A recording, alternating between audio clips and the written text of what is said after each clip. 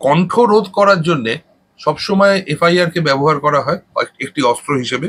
এবং এই নির্বাচন প্রক্রিয়া চলাকালীন আহ, রাজ্য পুলিশ আবার সব জায়গাতেই আমরা দেখতে পাচ্ছি আর কি, একটি পার্টিকুলার রাজনৈতিক দলের পলিটিক্যাল কাডার হিসেবে কাজ করছে আর কি, যাতে ইলেকশনে তাদেরকে কোনোভাবে বেনিফিট করানো যায় বা দেওয়া যায়। এই এফআইআর তো যেটা হয়েছে, আমি মিডিয়াতে পড়ে যতটুকু জেনেছি যে অভিজিৎ বাবু তো সে জায়গাতেই ছিলেন না নাকি, তার থেকে অনেক দূরে ছিলেন। উনি বোধহয় কোনো আহ, কোনো কোনো মিছিলে ছিলেন বা কোনো শোভাযাত্রায় ছিলেন আর কি। আর যেটি ছিল বোধহয় সে যে জায়গায় ঘটনা ঘটেছে তার থেকে অনেকটা দূরে। এরা তো কাউকেই ছাড়ে না। বিরোধী নেতা আমাদের যিনি রাজ্যের, ওই স্টেচারের একজন মানুষের বিরুদ্ধে এরা এতটাই নিম্ন চিন্তাধারা এদের আর কি, এরা বলে দিল কেউ হচ্ছে ত্রিপল চুরি করেছেন আর কি। হাইকোর্ট এক সেকেন্ডে জিনিসটাকে স্টে করলো আর কি, কারণ এতটাই অ্যাবসার্ড। আমরা তো চিরকাল জেনে এসেছি হচ্ছে বেলটা হচ্ছে রুল আর জেলটা হচ্ছে এক্সেপশন, বাট এই রাজ্যে দেখি ব্যাপারটা অন্যরকম। আজ পুলিশেরও এই রাজ্যে রাজনীতিকরণ হয়ে গেছে। সন্দেশখালীকে সম্পূর্ণভাবে বিরোধী শূন্য করে নির্বাচনটা যাতে হয় আর কি, সেই সেই প্রচেষ্টাই হয়তো এই জিনিসটা করা হচ্ছে। রাজ্যের শিক্ষামন্ত্রীর মন্তব্য, সুপ্রিম কোর্ট প্রমাণ করেছে বিচারের বাণী নীরবে কাঁদে না, তিনি বলছেন। শিক্ষামন্ত্রী যদি শিক্ষা কম থাকে, আমি যেটা বললাম এই আর্টিকেল 141 এর কথা আর কি, তাহলে এরকম মন্তব্য করে থাকতে পারে। মহামান্য সুপ্রিম কোর্ট সম্ভবত কলকাতা হাইকোর্টের নির্দেশটাকেই বহাল রাখবেন। মহামান্য সুপ্রিম কোর্টের কাছে একটা জায়গা যেটা কোথাও ইন্ডিকেটেড হয়নি কলকাতা হাইকোর্টেও, সেটা কেউ সেই প্রশ্নটি কেউ তোলেননি বা সেই পয়েন্টে কেউ আর্গু করেননি। এই তদন্তগুলি অনেকটি সোনার কেল্লা সিনেমার সেই প্রদোষ মিত্র ফেলুদা জয়সলমীরের দিকে যখন যাচ্ছে কিন্তু বিভিন্নভাবে বাধা পাচ্ছে, বাধাপ্রাপ্ত হচ্ছে, আহ, সেই মতো আর কি, যে রাস্তায় কাঁটা ফেলে গাড়ির চাকা পাংচার করে দেওয়া এই রূপে। কিন্তু ফাইনালি কিন্তু আহ জয়সলমীর অব্দি পৌঁছেও ছিলেন, গন্তব্যে পৌঁছেও ছিলেন প্রদোষ মিত্র। আর আদি সত্য যেটা, সেটার উদ্ঘাটনও হয়েছিল। এতদিন হাইকোর্টে তার এজলাসে মামলা আসতো, তিনি ছিলেন ধর্মাবতার। এখন সেই প্রাক্তন বিচারপতি অভিজিৎ গঙ্গোপাধ্যায় বিজেপি নেতা, এবার সেই বিজেপি নেতা মামলাকারী ভূমিকায়। ভোটের মাঝেই তার বিরুদ্ধে এফআইআর দায়ের হয়েছে। তাই এবার আদালতের দ্বারস্থ প্রাক্তন বিচারপতি অভিজিৎ গঙ্গোপাধ্যায়। বিচারপতি জয় সেনগুপ্তের এজলাসে মঙ্গলবার এই মামলার শুনানি। কি বলবেন? আমাদের এই রাজ্যে আমরা দেখেছি হচ্ছে যে এই এফআইআর জিনিসটিকে শাসক দল একটি অস্ত্র হিসেবে ব্যবহার করে, যার জন্য আপনি দেখবেন যে বহু জায়গায় আদালতও বারবার এই প্রশ্ন করেন আর কি, যে যেখানে ধর্ষিতা হয়েছে মানুষ, যেখানে খুন হয়েছে মানুষ, সেখানে এফআইআর রেজিস্টার্ড হচ্ছে না। অথচ বিধানসভার মধ্যে কোনো নাকি মন্তব্য হয়েছে, নাকি কোনো সময় কোনো কাঁসর ঘন্টা বাজানো হয়েছে, সেই নিয়ে সঙ্গে সঙ্গে এফআইআর রেজিস্টার্ড হয়ে যাচ্ছে। তো মানে এর থেকে তো বোঝা যাচ্ছে যে কণ্ঠ রোধ করার জন্য সবসময় এফআইআর কে ব্যবহার করা হয় একটি অস্ত্র হিসেবে। এবং এই নির্বাচন প্রক্রিয়া চলাকালীন আহ, রাজ্য পুলিশ আবার সব জায়গাতেই আমরা দেখতে পাচ্ছি আর কি, একটি পার্টিকুলার রাজনৈতিক দলের পলিটিক্যাল কাডার হিসেবে কাজ করছে আর কি, যাতে ইলেকশনে তাদেরকে কোনোভাবে বেনিফিট করানো যায় বা দেওয়া যায়। এই এফআইআর তো যেটা হয়েছে, আমি মিডিয়াতে পড়ে যতটুকু জেনেছি যে অভিজিৎ বাবু তো সে জায়গাতেই ছিলেন না নাকি, তার থেকে অনেক দূরে ছিলেন। উনি বোধহয় কোনো আহ কোনো কোনো মিছিলে ছিলেন বা কোনো শোভাযাত্রায় ছিলেন আর কি। আর যেটি ছিল বোধহয় সে যে জায়গায় ঘটনা ঘটেছে তার থেকে অনেকটা দূরে। এরা তো কাউকেই ছাড়ে না, এরা তো কাউকেই ছাড়ে না। যেখানে আমরা দেখতে পেয়েছি হচ্ছে যে একটা বিরোধী নেতা আমাদের যিনি রাজ্যের, ওই স্টেচারের একজন মানুষের বিরুদ্ধে এরা এতটাই নিম্ন চিন্তাধারা এদের আর কি, এরা বলে দিল কেউ হচ্ছে ত্রিপল চুরি করেছেন আর কি। হাইকোর্ট এক সেকেন্ডে জিনিসটাকে স্টে করলো আর কি, কারণ এতটাই অ্যাবসার্ড। এরা তো এই সমস্ত অ্যাবসার্ড জিনিস নিয়েই সেটিকে নিয়ে এফআইআর করে মানুষের বিরুদ্ধে বা বিরোধী কণ্ঠস্বরকে সম্পূর্ণভাবে সাপ্রেস করার চেষ্টা করে। এটি অত্যন্ত অত্যন্ত কি বলবো, একটি আনফরচুনেট ব্যাপার, যেখানে যে মানুষরা সত্যি ইম্প্যাক্টেড, যারা সত্যি ভুগছেন আর কি, সাধারণ মানুষের এফআইআর পুলিশ নিতে চায় না। ওয়ারাজ এরকম পলিটিক্যাল কেসে পুলিশ সঙ্গে সঙ্গে তৎক্ষণাৎ এফআইআর রেজিস্টার করে আরো অনেক কিছু করতে শুরু করে, সঙ্গে সঙ্গে অ্যাকশন নিতে শুরু করে, ইনডিসক্রিমিনেটলি মানুষকে অ্যারেস্ট করা, এই সমস্ত করতে থাকে। আমরা তো চিরকাল জেনে এসেছি হচ্ছে বেলটা হচ্ছে রুল আর জেলটা হচ্ছে এক্সেপশন, বাট এই রাজ্যে দেখি ব্যাপারটা অন্য রকমের। একজন প্রাক্তন বিচারপতিকে যেভাবে পুলিশ খুনের চেষ্টার মামলা দিল, সে বিষয়টাকে কিভাবে দেখছেন? দেখুন, আমরা বারবার বিভিন্ন সময় বিভিন্ন মামলাতে দেখেছি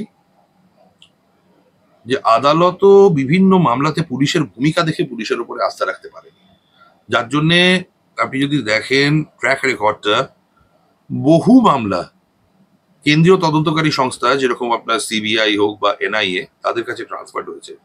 তো পুলিশ আজকের দিনে দেখুন, আমি পার্সোনালি মনে করি আমাদের কলকাতা পুলিশ হোক বা পশ্চিমবঙ্গ পুলিশে এমন অনেক অফিসার্স আছেন যারা অসম্ভব এফিসিয়েন্ট। একসময় স্কটল্যান্ড ইয়ার্ডের সাথে তুলনা করা হতো কলকাতা পুলিশকে। তো এখনো প্রচুর অভিজ্ঞ এরকম অফিসার আছেন, প্রচুর কম্পিটেন্ট অফিসার আছেন, কিন্তু আজ পুলিশেরও এই রাজ্যে রাজনীতিকরণ হয়ে গেছে। এমন ভাবে তাদেরকে একটি রাজনীতির মধ্যে আবদ্ধ করে দেওয়া হয়েছে যে একজন সিঙ্গেল ইন্ডিভিজুয়ালও সে যদি কথা বলতে যায় তাহলে জানে যে তার উপরে কোপ পড়বে। আমরা তো দেখেছি এখানে পার্ক স্ট্রিট ধর্ষণ কাণ্ডের পরেও আমরা দেখেছি একজন অসম্ভব এফিশিয়েন্ট পুলিশ অফিসার, তিনি যেটি সত্য সেটি বোধহয় সামনে এনেছিলেন, তার জন্য তাকেও ভুগতে হয়েছিল। তো এরকম ইনস্টেন্স তো আছেই। তো যার জন্য আজকের দিনে পুলিশও এখানে হেল্পলেস আমি বলবো, তারা বাধ্য হয়ে করছে এই জিনিস, তাদের কিছু করার নেই। কেননা তাদের পলিটিক্যাল সুপিরিয়ররা যদি তাদের উপরে ক্ষুণ্ণ হন তাহলে তাদেরকে ট্রান্সফার করে দেবে কোথাও, তাদের বিরুদ্ধে ফলস কেস করে দেবে, বিভিন্ন রকমের কোপ আসবে তাদের উপরে। আমরা তো দেখেছি অ্যাসেম্বলি ইলেকশনের সময় লাস্ট নর্থ বেঙ্গলে একজন এসপির ওপরে, সেই এসপি সত্যি কথা বলে দিয়েছিলেন বলে তার উপরে পর্যন্ত কি কোপ পড়েছিল। আজকে তিনি পদত্যাগ করেছেন, আজকে তিনি রিজাইন করেছেন আর কি। রিজাইন করে আজকে তিনিও বিজেপির জন্য কন্টেস্ট করছিলেন। এখন তারপরে তো তার নো ডিউজের জন্য শুনলাম হচ্ছে যে তার নমিনেশন বাতিল হয়েছে। বাট একজন আইপিএস অফিসারকে পর্যন্ত এরা ছাড়ে না, আর নিজেদের মানে স্টেট পুলিশের সাথে আছে। তো সেখানে কি বলবেন আপনি, বলুন না, এরাও হয়তো অসহায়, কি করবে? বিরোধীরা বারবার অভিযোগ করে মিথ্যে মামলা দেওয়ার। এমনকি গতকাল বিজেপি অভিযোগ করেছে সন্দেশখালিতে তাদের সব মন্ডল সভাপতিদের একের পর এক মিথ্যে মামলা দিয়ে জেলে পুরে দিচ্ছে। এর থেকে বাঁচতে কোনো উপায় আছে কি? আদালতের দ্বারস্থ হতে হবে। এখন প্রয়াস হচ্ছে তার মানে সন্দেশখালীকে সম্পূর্ণভাবে বিরোধী শূন্য করে নির্বাচনটা যাতে হয় আর কি, সেই প্রচেষ্টাই হয়তো এই জিনিসটা করা হচ্ছে। আবার ওই একই কথা বলবো যে জিনিসটা বললাম শুরুতে, যে পুলিশকে একটি রাজনৈতিক দলের কাডার হিসেবে ব্যবহার করে এই নির্বাচন করানোর চেষ্টা হচ্ছে। তো আমি তো মনে করি এই ক্ষেত্রে ইসিআই এর আরো বেশি সক্রিয় ভূমিকা নেওয়া উচিত। তাদের একজন election observer, police observer immediately নিয়োগ করা দরকার আর কি এই জায়গাতে। কারণ আদারওয়াইজ যা সিচুয়েশন তৈরি করছে, এরা একটি কন্টিনিউইং ইনভেস্টিগেশন, অনগোয়িং ইনভেস্টিগেশন, সেটাকে পর্যন্ত এরা নষ্ট করার চেষ্টা করছে। প্লাস মানুষের লিবার্টি, এরা এরম ভাবে মানুষের লিবার্টি থেকে মানুষকে ডিপ্রাইভ করছে। নিরপরাধ মানুষ, নিরীহ মানুষকে এরম ভাবে ধরে তাদেরকে এরম ভাবে মানে পুলিশ আননেসেসারিলি অ্যারেস্ট করছে। 26,000 চাকরি আপাতত বহাল রাখলো সুপ্রিম কোর্ট, চূড়ান্ত রায় দেওয়ার আগে জোর যোগ্যতা প্রমাণে। সম্ভব কি কোথাও গিয়ে? দেখুন, এটা স্টে হয়েছে সুপ্রিম কোর্টে। আমি আগেও বহুবার বলেছি, একই কথা বারবার রিপিট করতে আমারও খারাপ লাগে, বাট আপনি জিজ্ঞেস করছেন তাই জন্য বলছি। এটি একটি অন্তর্বর্তী স্থগিতাদেশ। অন্তর্বর্তী স্থগিতাদেশকে কিন্তু বলা হয় না যে এটা মানে হচ্ছে বিচার হয়েছে। Interim order, it is not a judgement. Formal expression of an adjudication এটাকে বলা যাবে না। এটি হচ্ছে ফাইনালি বিচার হবে বলে বিচার প্রক্রিয়ার জন্য একটা অন্তর্বর্তী স্থগিতাদেশ দেওয়া। আপনি যদি নিজেও প্রশ্ন করেন নিজেকে যে কেন, এর কারণ কি, যেখানে 26,000 মানুষ বলছে তাদের চাকরি চলে গেছে, করে তারা সুপ্রিম কোর্টের দ্বারস্থ হয়েছে, আজ যদি স্থগিতাদেশটা না হয় বা স্থগিতাদেশটা না দেওয়া হয়, তাহলে মামলাটি যখন শুনানির জন্য আসবে তখন তো এই চাকরিগুলি কারোরই থাকবে না আর কি। তো কমপ্লিট একটা মানে মামলাটি সম্পূর্ণভাবে ইনফ্রাকচুয়াস হয়ে যাবে। সো তাই জন্যই সুপ্রিম কোর্ট এটা করেছে আর কি। এটা এসএলপি অ্যাডমিট করার সময় করে থাকেই আর কি। ফাইনাল অ্যাডজুডিকেশন তো হবে। সুপ্রিম কোর্ট তো অলরেডি মামলাটি এই স্থগিতাদেশ লাস্ট যে অর্ডারটা দিয়েছেন আর কি, তাতে তো বলেছে যে এটা অত্যন্ত এক্সপিডিশিয়াসলি শুনানি করা দরকার, যার জন্য 16ই জুলাইতে ফিক্স করেছে। 16ই জুলাইতে করেছে, তার কারণ হচ্ছে সুপ্রিম কোর্টে গ্রীষ্মকালীন অবকাশটা অনেক দিনের হয়, দেড় মাসের ওপরের হয় আর কি। এই বর্তমান সপ্তাহটা হচ্ছে ওদের লাস্ট ওয়ার্কিং উইক আর কি, সামার ভ্যাকেশনস এর আগে। তো কোর্ট খুললেই তার পরে পরেই তো মামলাটি রেখেছে শুনানির জন্য। এসএসসি মামলায় ফের শুনানি 16ই জুলাই। এদিকে সুপ্রিম কোর্টের স্থগিতাদেশ জারি, এই যে স্থগিতাদেশ জারি হয়েছে, সেই স্থগিতাদেশ জারিকেই সত্যের জয় বলছে তৃণমূল, কি বলবেন? বিচারই হলো না তো সত্যের জয় কিভাবে হবে? সত্যের জয় তো মানে বিচার তো যেটা হয়ে আছে সেটির উপরে একটা অন্তর্বর্তী স্থগিতাদেশ হয়েছে। এবার হ্যাঁ, সত্যের জয় তো হয়েছেই। কলকাতা হাইকোর্টে যে বিচার প্রক্রিয়াটি হয়েছে সেই জাজমেন্টই তো এখনো অব্দি আইন, সেটা কি তো প্রেসিডেন্ট হিসেবে ট্রিট করতে হবে, যেটা আজকের দিনে সাসপেনশনে আছে। এটি আইনি বিষয়। আহ আপনি যে কথাটি বলছেন যে একটি রাজনৈতিক দল যেটি ক্লেম করছে সেটি সর্বৈবভাবে ভুল আর কি, কারণ এটা প্রেসিডেন্টের মধ্যে পড়ে না। আপনি যদি সংবিধান দেখেন, সংবিধানের যদি আপনি 141 নম্বর ধারা দেখেন, যেখানে প্রেসিডেন্সিয়াল ভ্যালুর কথা বলেছে সুপ্রিম কোর্টে, সেটা হচ্ছে যেখানে ল লে ডাউন করবে সুপ্রিম কোর্ট, সেটাকে প্রেসিডেন্ট হিসেবে ধরা হবে। এটি যারা মূর্খের স্বর্গে বাস করে তারা এরকম মন্তব্য করে থাকে। তো এটি আমার মনে হয় সেরকমই সেই স্বর্গবাসীদের মধ্যে কোনো এক মূর্খের এরকম মন্তব্য। নিয়োগে প্রাতিষ্ঠানিক দুর্নীতি হয়েছে, তীব্র প্রতিক্রিয়া প্রধান বিচারপতির। আগামী 16ই জুলাই চূড়ান্ত শুনানি। এর জন্য কি মন্ত্রিসভা জেলে যেতে পারে? দেখুন, নো প্রেসিপিটেট অ্যাকশন বলে একটি তো অবজারভেশন দিয়েছে সিবিআই এর এই তদন্তের ক্ষেত্রে। এখন সিবিআই কি রিপোর্ট দেয় 16ই জুলাইতে সেটা দেখা যাক। সেটা ইনভেস্টিগেশন তো কন্টিনিউ করবে, প্রেসিপিটেট অ্যাকশন মানে অ্যারেস্ট করবে না। আমার ইন্টারপ্রিটেশনে তাই হয় আর কি। কারণ যদি সম্পূর্ণ স্থগিতাদেশ দিত তাহলে তো সেটিকেও স্টে করতো, তাহলে প্রেসিপিটেট অ্যাকশন কথাটা ইউজ করতেন না সুপ্রিম কোর্টের বিচারপতিগণ। তো তদন্ত এগোবে বলেছে। তো এখন দেখা যাক যে 16ই জুলাইতে কি রিপোর্ট পেশ করে বা সিবিআই কি বলে। অন্তর্বর্তী এই রায় সামনে আসার পরই তৃপ্ত মুখ্যমন্ত্রী মমতা বন্দ্যোপাধ্যায় সুপ্রিম কোর্টকে শ্রদ্ধা জানিয়েছেন তিনি। অন্যদিকে এক্স স্যান্ডেলে বিজেপির বিরুদ্ধে তোপ দেখেছেন অভিষেক বন্দ্যোপাধ্যায়। তার খোঁচা সুপ্রিম কোর্ট বিজেপির বেলুনে কার্যত আলপিন ফুটিয়ে দিয়েছে, কি বলবেন? Political statement. আবার বলছি, আমি রাজনৈতিক ব্যক্তি নই, আমি রাজনৈতিক মামলা করি। স্পেশালি মানে আমি বেসিক্যালি বিরোধীদের হয়ে মামলা করি আর কি। তো পলিটিক্যাল স্টেটমেন্ট আমার মনে হয় না আমার মানে এ বিষয়ে কোনো উত্তর দেওয়া দরকার আছে বলে। এগুলো সমস্ত হচ্ছে রাজনৈতিক চুটকি, রাজনৈতিক স্টেটমেন্ট আর কি। সবকিছুকেই একটা সেন্সেশনালাইজ করা, সবকিছুর মধ্যেই একটা রাজনীতি খুঁজে বেড়ানো, এগুলি যারা রাজনীতি করেন 24/7 তারা করে বেড়ান, আমরা করি না। দাদা, একটা প্রশ্ন করতেই হচ্ছে যে এই সুপ্রিম কোর্টের এই অন্তর্বর্তীকালীন স্থগিতাদেশ জারি হওয়ার পরেই রাজ্যের শিক্ষামন্ত্রীর মন্তব্য, সুপ্রিম কোর্ট প্রমাণ করেছে বিচারের বাণী নীরবে কাঁদে না, তিনি বলছেন। শিক্ষামন্ত্রী যদি শিক্ষা কম থাকে, আমি যেটা বললাম এই আর্টিকেল 141-এর কথা আর কি, তাহলে এরকম মন্তব্য করে থাকতে পারে। আর এ রাজ্যে তো শিক্ষার অবস্থা অত্যন্ত খারাপ, আমরা তো দেখতেই পাচ্ছি শিক্ষা সংক্রান্ত কতগুলো দুর্নীতি বেরিয়েছে। তো তাই জন্যই হয়তো এরকম মন্তব্য এসছে। আইনের সাথে ওতপ্রোতভাবে জড়িত আপনি, আপনার কি মনে হয় আপনার অভিজ্ঞতায় পরবর্তী শুনানিতে কি কি হতে পারে? আমি কলকাতা হাইকোর্টের নির্দেশ আসার পর থেকে আপনাদের বিভিন্ন যারা এসছেন আমার কাছে আমার প্রতিক্রিয়া নিতে, আমি প্রথম দিন থেকে যেটা বলেছিলাম এসএলপি ফাইল হওয়ার আগে থেকেই, যে এসএলপি হয়তো ফাইল হবেই, বা এসএলপি হয়তো না, এসএলপি ফাইল হবেই, অনেকগুলো এসএলপি ফাইল হবে। আর শুরুতে হয়তো স্থগিতাদেশও হবে, কিন্তু আমার দৃঢ় বিশ্বাস ফাইনালি মহামান্য সুপ্রিম কোর্ট সম্ভবত কলকাতা হাইকোর্টের নির্দেশটাকেই বহাল রাখবেন। স্লাইট মডিফিকেশন হয়তো আসতে পারে, ব্যাস আমি এটাই বলেছি। আমি চাইবো একটি জিনিস, যে মহামান্য সুপ্রিম কোর্টের কাছে একটা জায়গা যেটা কোথাও ইন্ডিকেটেড হয়নি কলকাতা হাইকোর্টেও, সেটা কেউ সেই প্রশ্নটি কেউ তোলেননি বা সেই পয়েন্টে কেউ আর্গু করেননি। সেটি হচ্ছে যে যারা পরিস্থিতির শিকার হয়েছে, যাদের ওএমআর শিটগুলো দেখে বোঝা যাচ্ছে যে অ্যাডমিটেডলি তারা দোষ করেনি, কিন্তু তারা পরিস্থিতি বা যে সিস্টেমে করা হয়েছে তার জন্য তারা ভুগেছে, তাদের ক্ষেত্রে যদি একটা এজ রিল্যাক্সেশনের প্রভিশন দেওয়া যায়, তাহলে অনেকগুলো মানুষ আজকে যারা মানে কি বলবো মানে যারা যাদের অন্য সংস্থানের মানে ওপরে কোপ পড়ছে আর কি, তারা তাদের পরিবারগুলো বেঁচে যায়।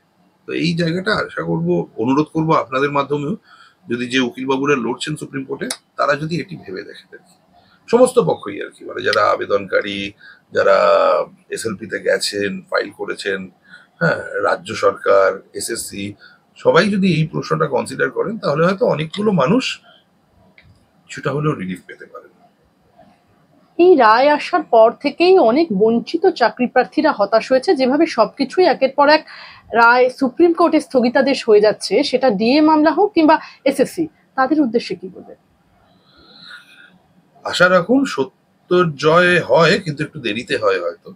তো আমি দৃঢ় বিশ্বাস রাখি যে তাই হবে।